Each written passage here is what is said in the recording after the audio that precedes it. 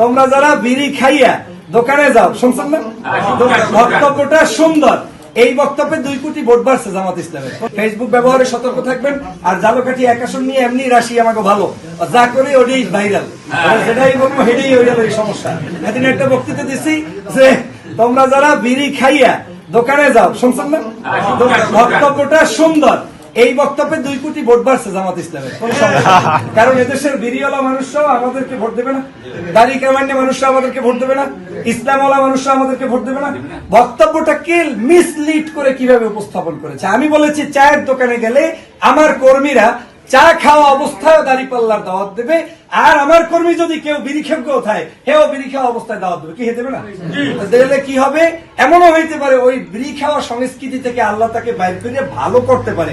এখানে বানাইছে জান্নাত জাহান্নাম। ঠিক পেয়েছেন কথা? আপনারা বুঝতে পারছেন? আমি কোন জায়গায় জান্নাত জাহান্নাম বলছি?